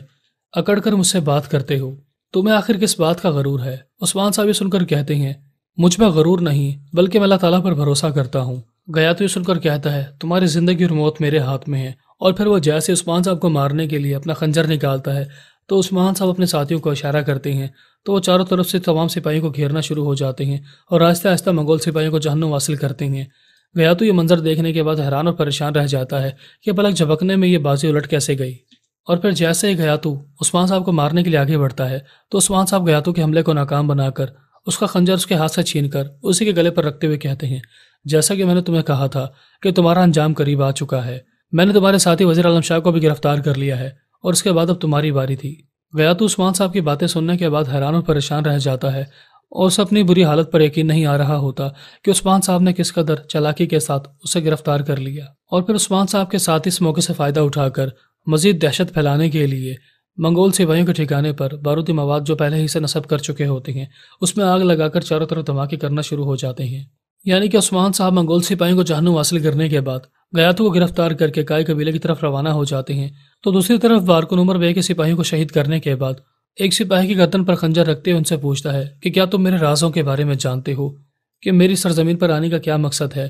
وہ سپاہی ڈرتے ہوئے جواباً کہتا ہے، جی ہاں، آپ ہماری سرزمینوں پر ایک سلطنت بنانا چاہتے ہیں۔ بارکن جواباً کہتا ہے، فی الحال تو میں تمہاری جان بخش رہا ہوں اور میں جانتا ہوں کہ تم میرے راز کسی کو نہیں بتاؤ گے۔ بالآخر عثمان صاحب گیاتو اور وزیر عالم شاہ کو گرفتار کرنے کے بعد جیسے ہی اپنے قبیلے میں بندی بنا کر لے کر آتے ہیں تو کائی قبیلے کے تمام لوگ جمع ہو جاتے ہیں اور وہ ان دونوں شیطانوں کے منہ پر زور زور سے پتھر برسانا شروع ہو جاتے ہیں۔ عثمان صاحب اپنے لوگوں کو رکنے کا اشارہ کرتے ہیں اور بہت زیادہ پرجوش ہو کر کہتے ہیں، جیسا کہ میں نے تم لوگوں سے وعدہ کیا تھا کہ ہم مزید فتوحات حاصل کریں گے اور ایک نہ ایک دن میں ان ظالموں کو پکڑ کر تمہارے سامنے پیش کروں گا۔ عثمان صاحب کی باتیں سن کر عثمان صاحب کے گھر والے بہت زیادہ پرجوش ہو جاتے ہیں اور خاص طور پر گوندوز پہ حیرانگی سے عثمان صاحب کی طرف دیکھ رہے ہوتے ہیں کہ عثمان صاحب نے 2 بڑے دشمنوں کو گرفتار کر لیا، جس میں ایک وزیر اعظم شاہ اور دوسرا گیاتو،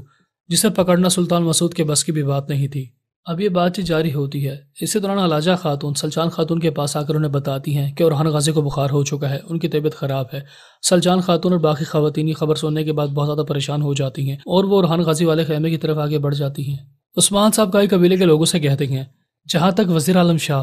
اور گیاتو کی موت کی بات ہے تو ان کی موت بہت ہی دردناک ہونے والی ہے اور ان لوگوں کو عبرت کا نشانہ بنایا جائے گا۔ تو دوسری طرف سلطان مسعود بھی کائی قبیلے کے راستے کی طرف پہنچنے میں کامیاب ہو جاتے ہیں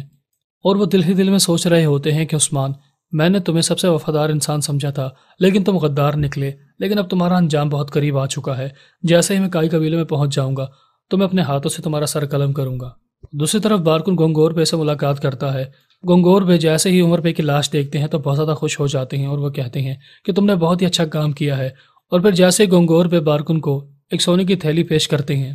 تو بارکن غصے میں آ کر گورکن کے سپاہیوں کو جہنم حاصل کر دیتا ہے اور پھر اس تھیلی کو زمین پر پھینکتے ہوئے کہتا ہے، تم کیا سمجھتے ہو کہ میں نے عمر بے کو اس سونے کی تھیلی کو حاصل کرنے کی خاطر شہید کیا ہے؟ نہیں، بلکہ میں نے عمر بے کو اس لیے شہید کیا ہے، وہ میری عزت نہیں کرتا تھا اور جو میں سلطنت بنانا چاہتا ہوں وہ اس میں سب سے بڑی رکاوٹ تھی۔ اور پھر وہ اپنا خنجر نکال کر گونگور کی گردن پر رکھتے ہوئے کہتا ہے، لہٰذا آئندہ کے بعد تم بھی میری عزت کرو گے، میں تمام لوگوں کے دلوں میں اپنا خوف بٹھانے کے لیے یہاں پر آیا ہوں، میں تمہارے ماتحت کام نہیں کروں گا، آئندہ کے بعد اگر تم نے بھی میری سلطنت کے راستے میں آنے کی کوشش کی تو میں تمہیں بھی جہنم حاصل کر دوں گا۔ گونگور یہ سن کر ڈر جاتا ہے اور کہتا ہے، ٹھیک ہے، میں تمہاری ہر بات مانوں گا۔ ناظرین، ایپیسوڈ نمبر 173 کا اختتام ہوا، ملتے ہیں نیکسٹ ایپیسوڈ کے ساتھ، تب تک اپنا خیال رکھیے گا، اللہ حافظ۔ السلام علیکم ناظرین، ایپیسوڈ نمبر 174 کا آغاز کچھ اس طرح ہوتا ہے۔ عثمان صاحب کے کہنے پر آیا نکولا اور کوسس اس جرگے میں شامل ہو جاتے ہیں، اور پھر جیسے ہی آیا نکولا کی نظر وزیر اعظم شاہ اور گیاتو پر پڑتی ہے تو وہ حیرانگی سے ان دونوں کی طرف دیکھ رہا ہوتا ہے کہ میں تو وزیر اعظم شاہ اور گیاتو کا ساتھ دیکھ کر عثمان کو ہرانے کے بارے میں سوچ رہا تھا، لیکن عثمان تو واقعی ہی بہت زیادہ عقل مند اور طاقتور انسان ہے۔ اس نے اکیلے ہی ان دونوں بڑے ویلنز کو پکڑنے میں کامیابی حاصل کر لی۔ اور پھر عثمان صاحب بحران کو اشارہ کرتے ہیں تو وہ وزیر اعظم شاہ کی خفیہ ذرہ کو اس کی قمیض سے نکالنے کی کوشش کرتا ہے، تو عثمان صاحب وزیر اعظم شاہ کی بے عزتی کرتے ہوئے کہتے ہیں، اس گھٹیا انسان کی طرف دیکھو، یہ پہلے بھی میرے وار سے اس لیے بچنے میں کامیاب ہو گیا تھا کیونکہ اس نے اپنی قمیض کے نیچے پہلے بھی خفیہ ذرہ چھپا رکھی تھی، لہٰذا بحران عثمان صاحب کے حکم پر عمل کرتے ہوئے اس کی ذرہ کو نکال کر پھینک دیتا ہے، اور وہ بھی وزیر اعظم شاہ کو تانے مارتے ہوئے کہتا ہے، تم تو بہت ہی بزدل انسان ہو، تم عثمان صاحب کا سامنا مردوں کی طرح نہیں کر پائے۔ اور پھر عثمان صاحب گیاتو کی طرف اشارہ کرتے ہوئے کہتے ہیں، تم نے وزیر اعظم شاہ کے ساتھ مل کر ایک معاہدہ کیا تھا، تم دونوں مل کر بھی مجھے ہرانے میں ناکام رہے۔ گیاتو یہ سن کر کہتا ہے، عثمان صاحب میرے سامنے بھاشن دینے کی ضرورت نہیں ہے، اگر تم میرا سر قلم کرنا چاہتے ہو تو فوری طور پر کر دو۔ عثمان صاحب بڑی چالاکی کا مظاہرہ کرتے ہوئے کہتے ہیں، میں تمہارا سر قلم نہیں کروں گا بلکہ آیا نکولا تمہارا سر قلم کرے گا۔ اور پھر عثمان صاحب آیا نکولا کا اشارہ کرتے ہیں تو آیا نکولا گیاتو کو وزیر اعظم شاہ کی سچائی کے بارے میں بتانا شروع ہو جاتا ہے کہ جب بھی مجھ سے ملاقات کرنے کے لیے آتا تھا تو تم ایک وحشی انسان کہہ کر پکارتا تھا اور یہ کہتا تھا کہ تم بازنطینیوں کے ساتھ مل کر ان منگولوں کو ہماری سرزمینوں سے نکال دو گے، یعنی کہ جب کبھی مجھ سے ملاقات کرنے کے لیے آتا تو یہ عثمان کے خلاف چالیں چلتا اور مجھے عثمان کے خلاف ورگلاتا اور یہاں تک کہ تمہارے خلاف بھی۔ گیا تو یہ تمام باتیں سن کر حیران اور پریشان رہ جاتا ہے کہ وزیر اعظم شاہ کتنا گھٹیا انسان ہے کہ جب وہ آیا نکولا سے ملاقات کرتا ہے تو آیا نکولا کی طرفداری کرتا ہے اور میرے خلاف چھپ کر سازشیں کرتا ہے، اور جب وہ مجھ سے ملاقات کرتا ہے تو بازنطینی گورنرز کے قلعے پر قبضہ کرنے کے بارے میں بات کرتا ہے، یعنی کہ وزیر اعظم شاہ کا کوئی دین ایمان نہیں ہے۔ اگر وزیر اعظم شاہ کو کسی چیز سے لینا دینا ہے تو وہ صرف اور صرف وزیر اعظم شاہ کی حکومت ہے، اور بالآخر ایسا گھٹیا اور منافق انسان ہمیشہ ہی آخر میں اکیلا رہ جاتا ہے۔ بالآخر وزیر اعظم شاہ اپنی تعریفیں سننے کے بعد چلا کر کہتا ہے، آیا نکولا نے جو کچھ بولا وہ جھوٹ ہے، یہ مجھ پر بہتان لگانے کی کوشش کر رہا ہے۔ آیا نکولا بھی مسکرا کر کہتا ہے، میں جتنا مرضی گھٹیا انسان بن جاؤں لیکن میں جھوٹ نہیں بولتا۔ جیسے ہی وزیر اعظم شاہ کو اس بات کا احساس ہو جاتا ہے کہ وہ گیاتو کی نظر میں بھی غدار ثابت ہو چکا ہے تو اپنی جان چھڑواتے ہوئے کہتا ہے، میں نے یہ تمام چیزیں اس لیے کی کیونکہ میں ترکوں کا بہترین مستقبل چاہتا تھا،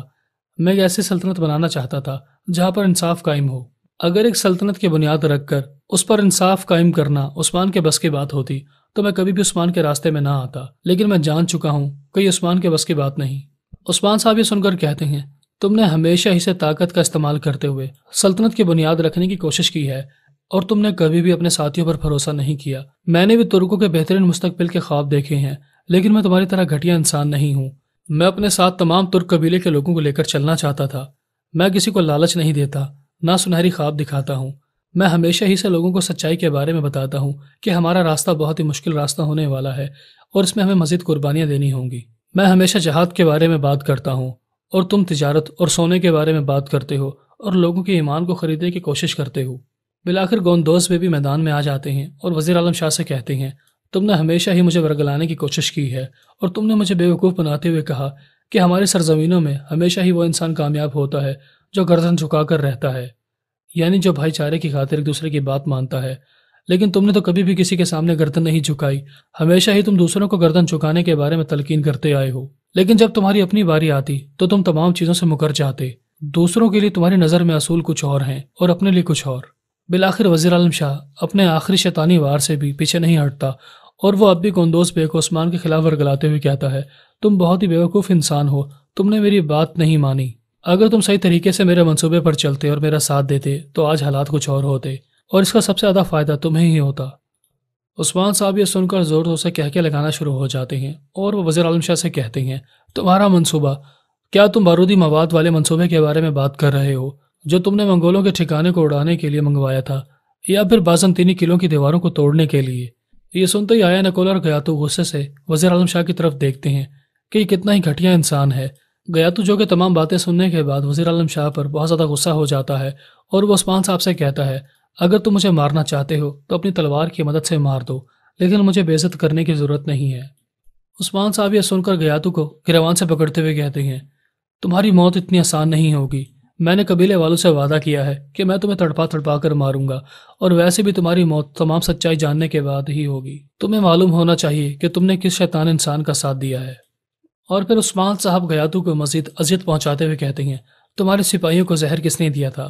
گیاتو یہ سن کر کہتا ہے، تم نے۔ عثمان صاحب مسکرا کر کہتے ہیں، میں نے نہیں، بلکہ وزیر عالم شاہ نے۔ اور یہ کام وزیر عالم شاہ نے اکیلے نہیں کیا، بلکہ وزیر عالم شاہ کا ایک اور ساتھی ہے جس کے بارے میں تم نہیں جانتے۔ اسی نے وزیر عالم شاہ کے کہنے پر تمہارے سپاہیوں کے کھانے میں زہر ملایا تھا۔ گیاتو یہ تمام باتیں سننے کے بعد تھوڑی دیر سوچتا ہے اور اسے عثمان صاحب کی باتوں پر یقین آ جاتا ہے، اور پھر وہ وزیر عالم شاہ کے گلے کو دباتے ہوئے کہتا ہے، میں تم جیسے گھٹیا انسان کو اپنے ہاتھوں سے مارنا چاہتا ہوں۔ اور پھر گیاتو چلا چلا کر کہتا ہے، تم میرے ساتھ ایسا کیسے کر سکتے ہو؟ بالآخر عثمان صاحب جو کہ دور کھڑے سارا تماشا دیکھ رہے ہوتے ہیں، وہ اپنے سپاہیوں کو اشارہ کرتے ہیں کہ ان دونوں کتوں کی لڑائی کو چھڑوا دو۔ اور پھر عثمان صاحب کے سپاہی آگے بڑھ کر ان دونوں کو ایک دوسرے سے علیحدہ کر دیتے ہیں، اور پھر عثمان صاحب اپنے سپاہیوں سے کہتے ہیں، ان دونوں کو فوری طور پر زندان میں ڈال دو، اس سے پہلے کہ یہ دونوں ایک دوسرے سے لڑ کر اپنی جان قربان کر دیں۔ دوسری طرف سلچان خاتون جو کہ اورحان غازی کی دیکھ بھال کر رہی ہوتی ہیں، وہ ملحان خاتون سے کہتی ہیں، میں نے اورحان غازی کو دوا پلا دی ہے، امید ہے کہ جلد ہی اس کا بخار اتر جائے گا۔ یہ سنتے ملحان خاتون کی پریشانی تھوڑی کم ہو جاتی ہے۔ ناظرین، اورحان غازی کی طبیعت اس لیے خراب ہوتی ہے کہ ان کے نانا جان عمر بے شہید ہو جاتے ہیں، اور اس کے ساتھ ساتھ ملحان خاتون کی طبیعت بھی خراب ہونا شروع ہو جاتی ہے، اور وہ سلچان خاتون سے کہتی ہیں،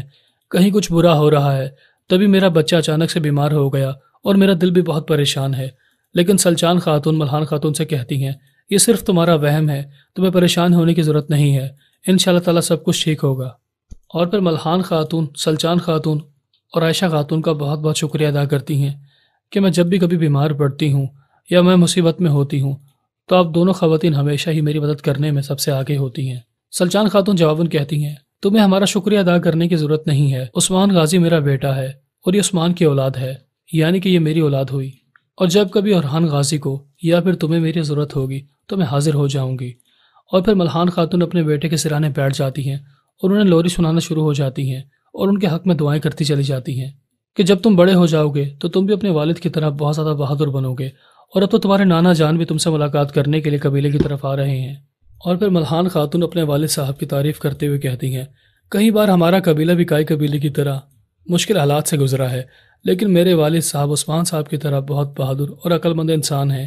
اور کئی بار جب ہمارے دشمنوں نے میرے والد صاحب پر حملہ کرنے کی کوشش کی اور انہیں گھیر لیا تو میرے والد صاحب نے بڑی بہادری سے ان کا مقابلہ کیا اور انہیں جہنم حاصل کر دیا۔ ملحان خاتون خوشی خوشی اپنے بیٹے اورحان غازی کو اس کے نانا کی بہادری کے قصے سنا رہی ہوتی ہیں، لیکن وہ یہ نہیں جانتی کہ عمر بے شہید ہو چکے ہیں، اور جیسے ہی یہ خبر ملحان خاتون کو سنائی جائے گی تو ان پر ایک قیامت ٹوٹ جائے گی۔ بالآخر ملحان خاتون اپنے بیٹے اورحان غازی کو لوری سناتی ہوئی وہیں پر سو جاتی ہیں۔ ناظرین، ایپیسوڈ نمبر 174 کا اختتام ہوا۔ ملتے ہیں نیکسٹ ایپیسوڈ کے ساتھ، تب تک اپنا خیال رکھیے گا۔ اللہ حافظ۔ السلام علیکم ناظرین، ایپیسوڈ نمبر 175 کا آغاز کچھ اس طرح ہوتا ہے۔ عثمان صاحب وزیر عالم شاہ اور گیاتو کو زندان میں ڈلوانے کے بعد آئین کولہ سے بات چیت کرتے ہوئے کہتے ہیں، میں نے ان دونوں کے اتحاد کو توڑوا دیا ہے، اگر یہ دونوں بچ بھی جاتے ہیں تو یہ پھر کبھی بھی ایک دوسرے کے ساتھ اتحاد نہیں کریں گے۔ آئین کولہ سن کر کہتا ہے، تو اس کا مطلب یہ ہے کہ جو تمہارا ساتھ دے گا فتح اس کی ہوگی۔ کوشش یہ سن کر آئین کولہ پر طنز کرتے ہوئے کہتا ہے، تم تو فتح کے بارے میں بات مت کرو، کیونکہ مجھے تمہاری فتح پر ہمیشہ ایسا شک رہا ہے۔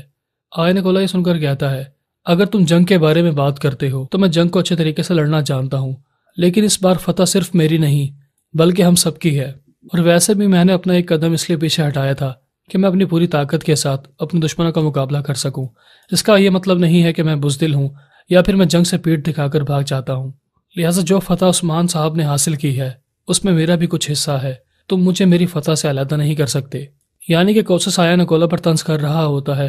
کہ جہاں تمہارا مفاد ہوتا ہے تم اس کے پیچھے بھاگنا شروع ہو جاتے ہو، یعنی کہ پہلے تم نے گیاتو کا ساتھ دیا، اس کے بعد وزیر عالم شاہ کا، اور پھر اس کے بعد عثمان کا، اور جہاں تک میں تمہیں جانتا ہوں اگر عثمان صاحب تمہیں ذرا سے بھی ہارتے ہوئے محسوس ہوتے تو تم ان کا ساتھ چھوڑ کر وہاں سے بھاگ جاتے۔ یعنی کہ جب عثمان صاحب دشمنوں کا مقابلہ کر رہے ہوتے ہیں تو آئین کولہ عثمان صاحب کا ساتھ چھوڑ کر وہاں سے بھاگ جاتا ہے،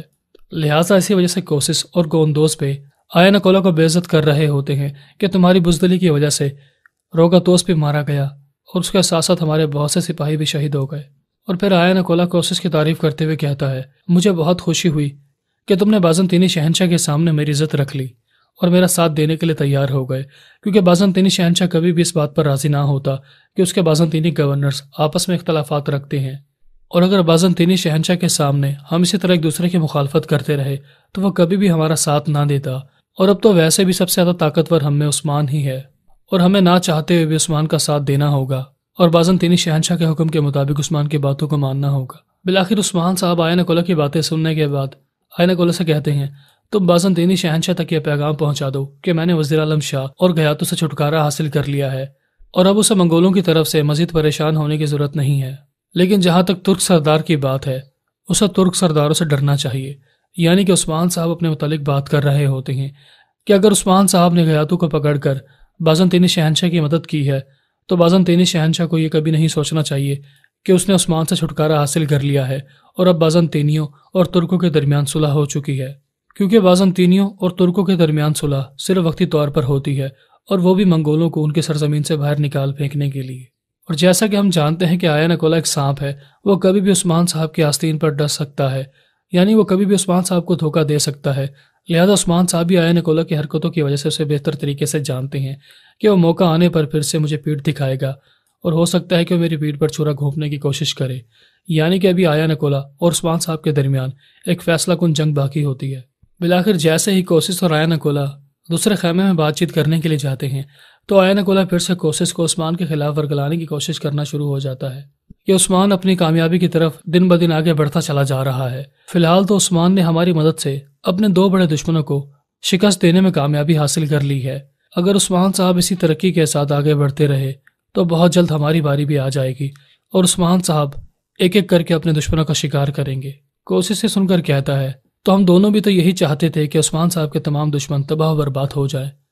یعنی کہ میں تو عثمان کا دوست ہوں، دشمن نہیں۔ تمہارے اس بارے میں کیا خیال ہے؟ کیا تم عثمان کے دشمن ہو یا پھر دوست؟ آیا نکولہ سن کر کہتا ہے، میں یہ نہیں جانتا کہ میں عثمان کا دشمن ہوں یا پھر دوست، لیکن میں اتنا جانتا ہوں کہ عثمان نے ایک ایک کر کے اپنے دشمنوں کا شکار کیا ہے، اور اگر کل کو عثمان اور ہمارا آمنا سامنا ہو جاتا ہے تو وہ ہمارا دشمن بنے گا اور ہمیں بھی ختم کرنے کی کوشش کرے گا۔ اس نے ہمارا استعمال کیا اور اپنے بڑے دشمنوں کو جہنم حاصل کر دیا۔ کوسس خاموشی سے آیا نکولہ کی باتیں سن رہا ہوتا ہے اور وہ آیا نکولہ کی عقل پر حیران ہو کر مسکرا رہا ہوتا ہے، اور پھر آیا نکولہ کوسس کو عثمان کے خلاف مزید ورگلاتے ہوئے کہتا ہے کہ کل ہمارے قلعوں کی باری ہے، وہ ہمیں زندہ نہیں چھوڑے گا، ابھی تو تمہارا قلعہ تمہارے ہاتھ میں ہے، لہٰذا تم عثمان صاحب کے دشمن نہیں بلکہ دوست ہو، اور تم اس خطرے کو محسوس نہیں کر سکتے جسے میں محسوس کر سکتا ہوں۔ بالآخر جیسے آیا نکولہ اپنی باتیں مکمل کرتا ہے تو کوسس اپنے ہاتھ میں سیب کو تھامتے ہوئے مسکرا کر کہتا ہے، اگر میں عثمان کو جا کر تمہاری تمام سچائی بتا دوں کہ تم عثمان کے پیٹھ پیچھے کس قسم کی باتیں کرتے ہو تو وہ تمہارا قتل کر ڈالے گا، اور تمہیں مرتے ہوئے دیکھ کر مجھے بہت زیادہ خوشی حاصل ہوگی، اور صرف اتنا ہی نہیں بلکہ میری انتقام کی آگ بھی ٹھنڈی ہو جائے گی، اور اس طرح میں عثمان کا مزید وفادار ساتھی بن جاؤں گا، اور تمہیں مروانے کے ساتھ ساتھ میں اپنے قلعے کو بچانے میں بھی کامیاب ہو جاؤں گا، یعنی کہ ایک تیر سے 2 نشانے۔ یہ سنتے ہی آیا نکولہ کی بولتی بند ہو جاتی ہے اور وہ سمجھ جاتا ہے کہ کوسس کبھی بھی عثمان کی مخالفت نہیں کرے گا۔ دوسری طرف عثمان صاحب گیاتو سے ملاقات کرنے کے لیے زندان میں پہنچ جاتے ہیں اور وہ گیاتو سے کہتے ہیں، مجھے بتاؤ گیاتو۔ گیاتو مسکرا کر کہتا ہے، تم مجھ سے کیا پوچھنا چاہتے ہو؟ یہی کہ میں تمہیں کیسے ماروں گا؟ عثمان صاحب یہ سن کر کہتے ہیں، میں تمہارا یہ ڈائلاگ کئی بار سن چکا ہوں کہ تم مجھے مارنا چاہتے ہو وغیرہ وغیرہ، لیکن فی الحال میں اپنی موت کے بارے میں جاننے کے لیے نہیں آیا، میں آرغن خان کے بارے میں جاننے کے لیے آیا ہوں۔ گیاتو یہ سن کر کہتا ہے، اگر تم آرغن خان کے متعلق جاننا چاہتے ہو تو میں تمہیں بتا دوں کہ جیسے ہی اسے معلوم ہوگا کہ تم نے میرا قتل کر ڈالا ہے تو وہ تمہیں زندہ نہیں چھوڑے گا۔ تم اس چھوٹے سے ٹکڑے کو بچانے کی خاطر بہت سے ترک قبیلے کی جان کو خطرے میں ڈال چکے ہو، تمہارے تمام ترک قبائل جلا دیے جائیں گے، اور آرغن خان کے 20,000 سپاہیوں کا لشکر تمہیں جہنم حاصل کر کے تمہارے قبیلوں کو آگ لگا ڈالے گا، یعنی اب تمہارے پاس بچنے کا صرف ایک ہی راستہ ہے اگر تم مجھے زندہ چھوڑ دیتے ہو۔ عثمان صاحب یہ سن کر کہتے ہیں، اگر میں تمہیں زندہ چھوڑتا ہوں تو تم تب بھی میرے قبیلے پر حملہ کرنے کے لیے واپس آؤ گے، اور اگر میں تمہیں مار ڈالتا ہوں تو تب بھی آرغن خان میرے قبیلے کو جلانے کے لیے آئے گا، یعنی دونوں صورتوں میں میرا مقابلہ منگولوں سے ہی ہوگا۔ اور پھر عثمان صاحب گیاتو سے کہتے ہیں، میرے جاسوس نے مجھ تک ایک خبر پہنچائی تھی کہ آرغن خان نے ایک بازنطینی پادری سے خفیہ طور پر ملاقات کے لیے ایک خط بھجوایا ہے۔ کیا تم مسلمانوں اور ترکوں سے اتنا ڈرتے ہو کہ تم لوگوں میں ہمارا مقابلہ کرنے کی ہمت نہیں ہے، لہٰذا تم اسی وجہ سے بازنطینیوں کو اپنے ساتھ ملا کر کام کرنا چاہتے ہو؟ تو اس کا مطلب یہ ہوا کہ تم اتنے زیادہ طاقتور نہیں ہو جتنا تم طاقتور ہونے کا ناٹک کرتے ہو۔ گیاتو یہ سن کر کہتا ہے، اگر تم چھوٹی سرزمینوں کے بارے میں بات کر رہے ہو تو میں بہت بڑی طاقت ہوں، لیکن اگر تم پوری دنیا پر حکومت کرنا چاہتے ہو تو اس کے لیے تمہیں بہت بڑی طاقت بننے کی ضرورت ہے۔ ہر کوئی اپنی طاقت بڑھانا چاہتا ہے، تم بھی اپنی طاقت بڑھانا چاہتے ہو، لہٰذا تم نے اسی سلسلے میں بازنطینی شہنشاہ سے ملاقات کی تھی تاکہ تم اسے اس بات کا یقین دلوا سکو کہ اب بازنطینی شہنشاہ کو منگولوں سے ڈرنے کی ضرورت نہیں ہے۔ تم بازنطینی شہنشاہ کے ساتھ مل کر کام کر رہے ہو اور اس کے سرحدی علاقوں کو ہمارے منگولوں سے بچاؤ گے۔ کیا تم نے یہ سب کچھ اپنی طاقت کو بڑھانے کے لیے نہیں کیا؟ عثمان صاحب یہ سن کر مسکراتے ہیں اور پھر گیاتو عثمان صاحب کی طرف دیکھتے ہوئے کہتا ہے، عثمان بہت چھوٹا ہے اور گیاتو بہت بڑا۔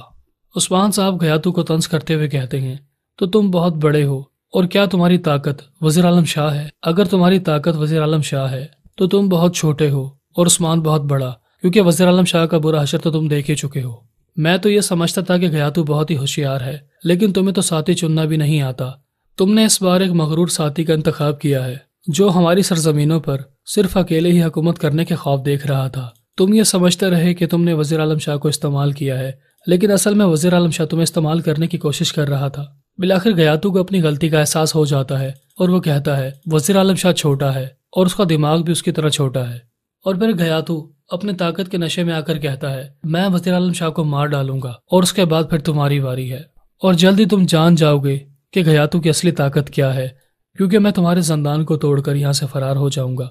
اور پھر جیسے ہی گیاتو اور عثمان صاحب کے درمیان بحث بڑھ جاتی ہے تو گیاتو عثمان صاحب پر حملہ کرنے کے لیے آگے بڑھتا ہے۔ عثمان صاحب گیاتو کی ہتھکڑیوں کو پکڑتے ہوئے کہتے ہیں، ایک کتا کبھی بھی بھیڑیوں کو نہیں کاٹ سکتا۔ ناظرین، ایپیسوڈ نمبر 175 کا اختتام ہوا۔ ملتے اپنے لاسٹ ایپیسوڈ کے ساتھ، تب تک اپنا خیال رکھیے گا۔ اللہ حافظ۔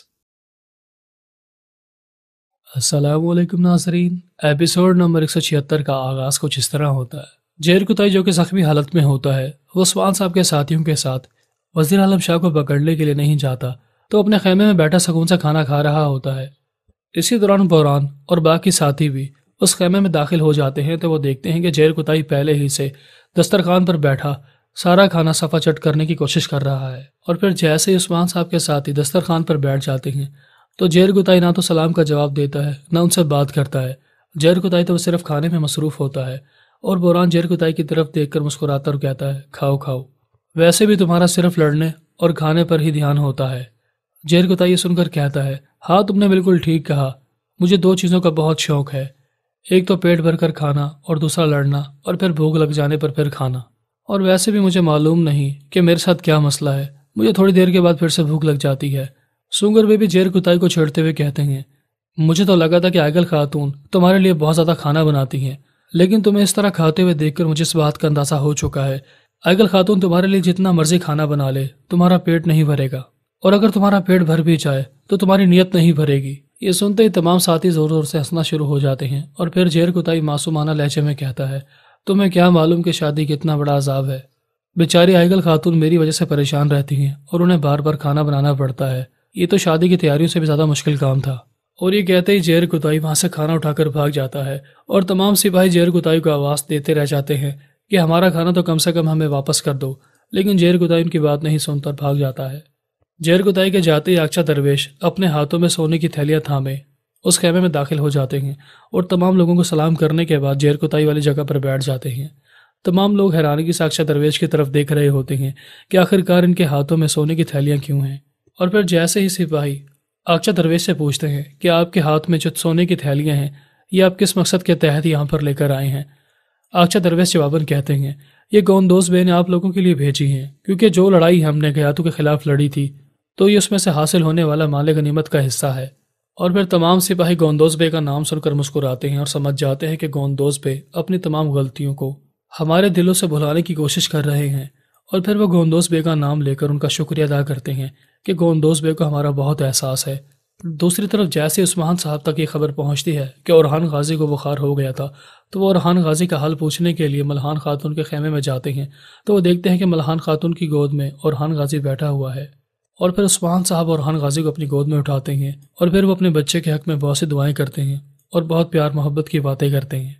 اور پھر ملحان خاتون عثمان صاحب کو بتاتی ہیں کہ سلچان خاتون بہت ہی اعلیٰ شخصیت کے حامل انسان ہے، میں جب بھی کسی مصیبت میں ہوتی ہوں تو سلچان خاتون فوری طور پر میری مدد کرنے کے لیے پہنچ جاتی ہیں۔ سلچان خاتون نے ہی اورحان غازی کی دیکھ بھال کی تو اس کا کچھ بخار ختم ہو گیا۔ عثمان صاحب اللہ تعالیٰ کا لاکھ لاکھ شکر ادا کرتے ہیں کہ اورحان غازی کی طبیعت اب بالکل ٹھیک ہے۔ ایک طرف عثمان صاحب کی گود میں اورحان غازی ہوتا ہے تو دوسری طرف شیخ ادب علی کی گود میں علاؤالدین ہوتا ہے، اور شیخ ادب علی بھی اپنی بیٹی عثمان صاحب اور اپنے نواسے کی تعریف پر تعریف کیے جا رہے ہوتے ہیں اور ان کے حق میں بہت سی دعائیں کرتے ہیں۔ شیخ ادب علی بہت زیادہ خوش ہوتے ہیں کیونکہ شیخ ادب علی کو کافی سال انتظار کرنے کے بعد نانا بننے کی خوشخبری ملی ہوتی ہے، اور یہ سب کچھ بالا خاتون کے صبر کا نتیجہ ہوتا ہے۔ یعنی کہ شیخ ادب علی بالا خاتون کو بہت سی نصیحتیں کرتے چلے جاتے ہیں کہ تم نے اپنی اولاد کی پرورش کس طریقے سے کرنی ہے۔ دوسری طرف ملحان خاتون اورحان غازی کو سلا رہی ہوتی ہیں تو اسی دوران علاجہ خاتون بھی اس خیمے میں داخل ہو جاتی ہیں اور وہ انہیں بتاتی ہیں کہ میں نے سنا ہے کہ آپ کے بابا جان کا قافلہ بہت ہی جلد کائی قبیلے میں پہنچ جائے گا۔ یہ سنتے ہی ملحان خاتون بہت زیادہ خوش ہو جاتی ہیں کہ میں کافی عرصے کے بعد اپنے والد صاحب سے ملاقات کروں گی، اور وہ جیسے ہی اپنے نواسے کو دیکھیں گے تو وہ اپنے سارے غم اور تکلیفوں کو بھول بیٹھیں گے۔ اور پھر ملحان خاتون یہ خبر سن کر بہت زیادہ خوش ہو جاتی ہیں اور وہ علاجہ خاتون سے کہتی ہیں تم اورحان غازی کا خیال رکھو، میں اپنے والد صاحب کے آنے کے لیے تمام کھانا اور تیاریاں مکمل کرواتی ہوں۔ اب یہ بات چیت جاری ہوتی ہے، اسی دوران کائی قبیلے میں نگاڑے بجنا شروع ہو جاتے ہیں اور ملحان خاتون اور باقی تمام خواتین عمر بے کو خوش آمدید کہنے کے لیے اپنے خیموں سے باہر آ جاتی ہیں، اور پھر جیسے ملحان خاتون اس قافلے کی طرف متوجہ ہوتی ہیں تو انہیں کہیں بھی عمر بے نظر نہیں آتے، کیونکہ بورکن عمر بے کو شہید کرنے کے بعد ان کی لاش اپنے گھوڑے کے پیچھے رکھ کر اسے کائی قبیلے میں لے آتا ہے۔ ملحان خاتون بے صبری سے اپنے والد صاحب کا انتظار کر رہی ہوتی ہیں۔ جب انہیں اس بات کا احساس ہوتا ہے کہ ان کے والد صاحب اس قافلے میں موجود نہیں ہیں تو اس قافلے کی تلاشی لینا شروع ہو جاتی ہیں، تو اچانک ان کی نظر کزل قبیلے کے جھنڈے پر پڑتی ہے جس میں عمر بے کی لاش لپٹی ہوئی ہوتی ہے۔ دیکھتے ہی دیکھتے عثمان صاحب اور شیخ ادب علی بھی سرداری خیمے سے باہر آ جاتے ہیں اور وہ دیکھتے ہیں کہ عمر بے اس قافلے میں موجود نہیں ہے، اور پھر اچانک ان کی نظر ملحان خاتون پر پڑتی ہے تو ملحان خاتون بھاگتی ہوئی اپنے والد صاحب کی لاش کے پاس آ کر زور زور سے دھاڑے مار کر رونا شروع ہو جاتی ہیں۔ بالآخر ملحان خاتون ہمت کرتے ہوئے اپنے والد صاحب کی لاش سے کپڑا ہٹاتی ہیں اور ان کا چہرہ دیکھنے کے بعد زور زور سے رونا شروع ہو جاتی ہیں۔ عثمان صاحب بھی جیسے عمر بے کے چہرے کی طرف دیکھتے ہیں تو وہ بہت زیادہ غمگین ہو جاتے ہیں اور عمر بے کا نام پکارتے ہیں کہ آپ کے ساتھ یہ سلوک کس نے کر دیا۔ بالآخر سلوی خاتون بھی اس موقع سے فائدہ اٹھا کر رونے پیٹنے کا ناٹک کرتے ہوئے عمر بے کی لاش کے پاس آتی ہیں اور کچھ دیر رونے کے بعد وہ اپنے بھائی کا گریبان پکڑتے ہوئے کہتی ہیں ہمارے چچا کے ساتھ یہ سلوک کس نے کیا، مجھے اس کا نام بتاؤ۔ لیکن بارکن کوئی جواب نہیں دیتا، اور پھر عثمان صاحب غصے میں آ کر اس کے قریب ہوتے ہوئے کہتے ہیں مجھے اس شخص کا نام بتاؤ جس نے عمر بے کو شہید کیا۔ اور پھر بارکن جھوٹ بولتے ہوئے کہتا ہے